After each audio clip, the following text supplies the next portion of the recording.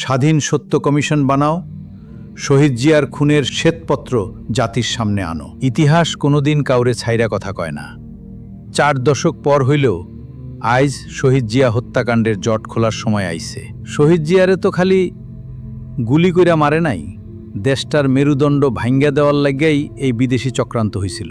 এরপর জেনারেল মঞ্জুররেও মাইরা ফেলল, যাতে আসল সত্য কেউ জানতে না পারে। কিন্তু পাপ কি আর চাপা থাকে?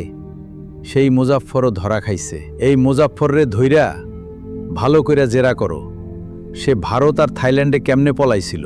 1996 সালে কার ইশারায় সে দেশে ফিরছিল?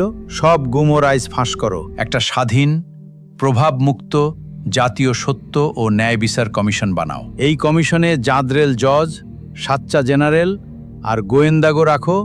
মুজাফফরের মুখ দিয়া আসল সত্য বাইর করো। সব সত্য বাইর কইরা জাতির সামনে শ্বেতপত্র প্রকাশ করো। দেশের মানুষের জানার হক আছে তাগো প্রেসিডেন্টরে কারা মারছিল। যারা এতদিন জিয়ারে নিয়া প্রোপাগান্ডা ছড়াইছে, আইজ তাগো মুখে ছাই পড়ার দিন আইছে। সত্য যত তিতাই হোক, এই সত্য জাতির সামনে আনতেই হইব।